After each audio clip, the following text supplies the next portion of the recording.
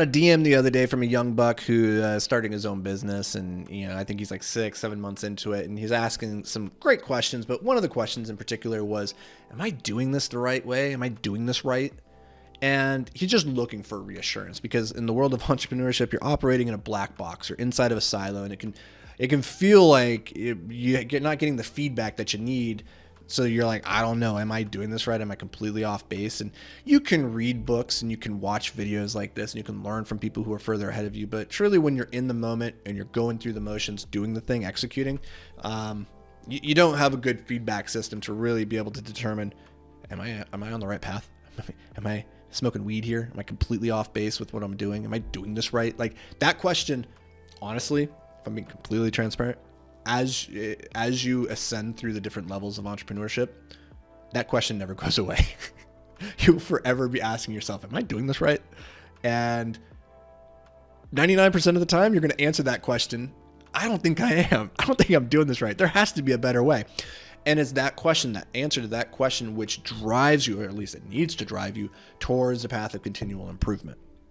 Because you're probably not doing it the best way. And if you believe that you are, then you're closing off your mind to the possibility of growth and improvement. Anyways, here's the thing, is what I have come to realize is that nobody feels like they are doing it the right way. And the reason for that is, it's simple. There is no right way. Not at all. Like, the path that I followed to where I am is different than the path you're probably following, or the path that Joe over there followed, and the path that Kim followed over here, right? We can all get to the top of our mountains following different paths.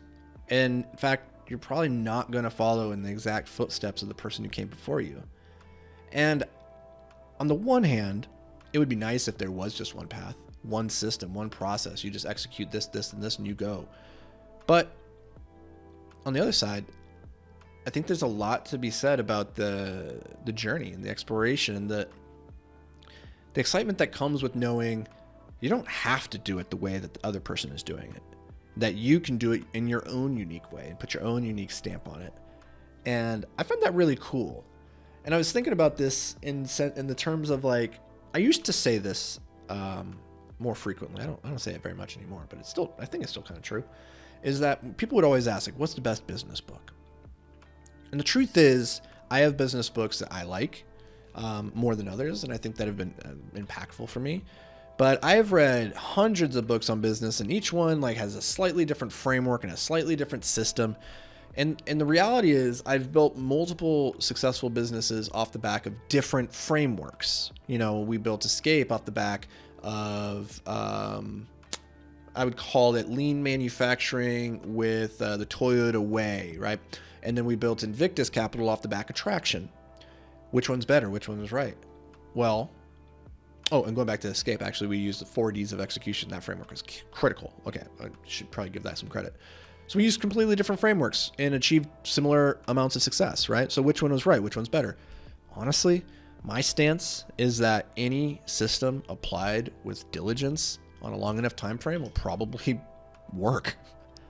Honestly. Like, as long as it's a fairly well-considered, well-thought-out game plan and you execute it diligently and you don't give up too soon, it'll probably work. It's the idea that an idiot with a plan can beat a genius without one. There's a lot of truth in that. And I find it humbling, I guess, in the sense that, like, in the world of business, anything can really work if you just keep doing the thing and keep applying it, keep learning and iterating and improving on each round of the merry-go. But the other side of this then is not to get too married to your systems.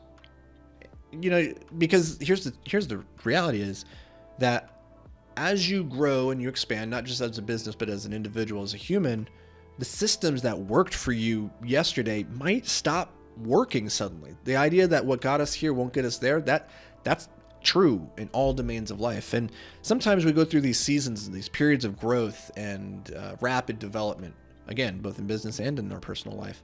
And you need to be able to reassess what has helped you get to where you are, but does it still serve you?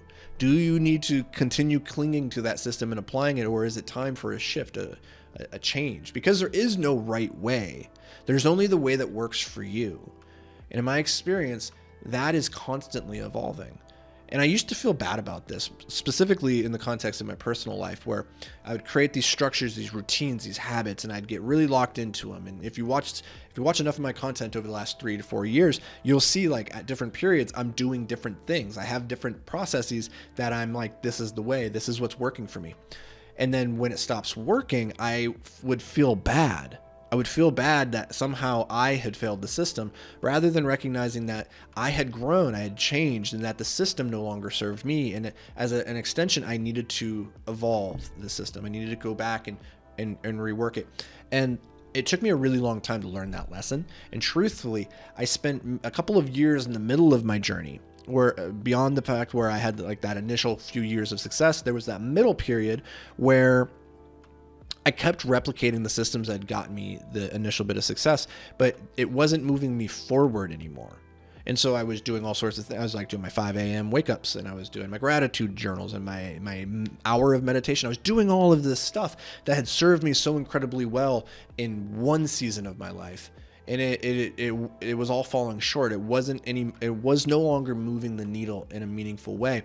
And it took me a solid 4 to 5, 6 months of going through the motions and executing the system mindlessly without really seeing the results, that I finally realized I needed to make some changes. I needed to cut some things out, and I reworked the system. And suddenly I was like, you know what? Instead of waking up at 5 a.m., I'm going to start letting my body sleep. Instead of doing my gratitude and just going through the motion and checking the box, I'm going to adopt different systems and processes, right?